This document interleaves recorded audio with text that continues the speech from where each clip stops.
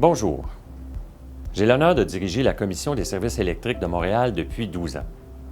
La Commission est un organisme dont la mission consiste à enfouir les fils électriques et de télécommunications. Elle conçoit, construit et opère maintenant le plus grand réseau de conduits souterrains au Canada, qui comprend 23 millions de mètres de conduits et plus de 20 000 puits d'accès. À l'œuvre depuis plus de 100 ans, la Commission a modifié à jamais l'image de Montréal en la libérant des fils et des poteaux, lui conférant un milieu de vie agréable, sécuritaire et respectueux de son environnement. Les employés de la Commission sont fiers du caractère unique de leur expertise qui fait souvent l'envie d'autres villes. À cet égard, ils bénéficient et développent même des approches et des outils leur assurant une meilleure protection quant à leur sécurité et leur santé. Et c'est bien là l'objet de cette vidéo d'information et de formation. Une ville comme Montréal, et plus encore certains de ses quartiers, doit malheureusement faire face aux conséquences de ce fléau qu'est la consommation de drogue et particulièrement l'usage de seringues. Fléau en forte croissance dû à l'introduction de nouvelles drogues générant une augmentation de la consommation et des déchets en résultat. À titre d'exemple, 5 000 seringues ont été récupérées dans le réseau de la Commission des services électriques au cours de la seule année 2015. Par le sens de l'innovation dont nous savons faire preuve, une fois de plus, nous voulons mettre des moyens de protection appropriés à la disposition des travailleurs, tant les nôtres que ceux de nos partenaires sur le terrain. C'est ainsi que nous allons dorénavant éviter, autant que faire se peut, tout accident malheureux relié à la récupération des seringues souillées jetées dans les puits d'accès de notre réseau. Je tiens à vous dire, au nom de la CECM, que le moins de risques vous courez, mieux nous nous sentirons tous. Bon visionnement. Les travailleurs qui interviennent dans les puits d'accès électriques sont de plus en plus en contact avec les seringues souillées. Cette dernière pourrait entraîner des risques biologiques en milieu de travail, comme les hépatites B, C et le VIH. Il est important de favoriser la protection de la santé des travailleurs en utilisant la récupération sécuritaire des seringues afin d'éviter tout contact. Le panier de récupération des seringues en est un bel exemple. Nous sommes fiers de collaborer à la production de cette vidéo. OK, mon Guy, je vais te montrer comment est-ce qu'on fait un test d'air. Premièrement, ben là, je vais vérifier l'étanchéité de ma pompe. OK. Pour que mes lectures soient bonnes. OK. Fait que là, qu'est-ce que je fais? Ben, je pèse sur ma poire. Je pèse Tu pinces la hausse aussi. la hausse. Puis là, je lâche la poire. Puis là, regarde, comme tu peux voir, là, ça tient. Ça fait que je peux effectuer mon test. Puis là, l'autre chose aussi qui était très important, c'est d'être sûr que ton trou n'est pas obstrué, puis de prendre un outil. Pourquoi? pour Oui. parce qu'il peut y avoir de la neige, puis si tu y vas avec ton doigt, ben, tu risques de te piquer avec la seringue. Fait que là, j'effectue mon test. Là, premièrement, je le descends ma hausse d'un pied, puis là, je la remonte pour vérifier s'il n'y a pas d'eau. Là, il n'y a pas d'eau, fait que là, je refais mon test. Puis là, il faut que je pompe. Tu pompes ça comme temps, Stéphane? Ça, c'est au moins 2 minutes pour avoir une bonne lecture, pour vérifier s'il n'y a pas de gaz explosif.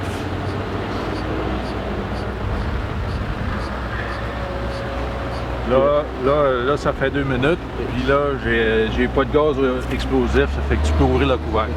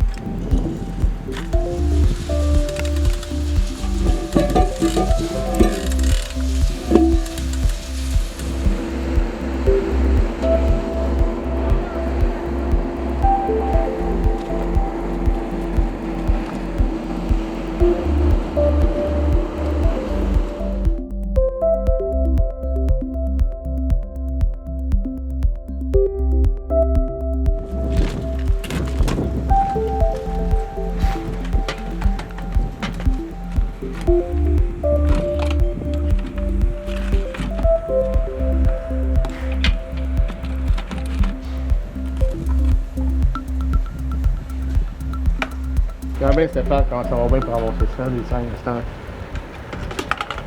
Tabarouette, dans le fond des PA, je te dis que c'est pas tout le temps un cadeau. Oui. T'en souviens comment que c'était dangereux? Ça faisait super noir, on les voyait jamais.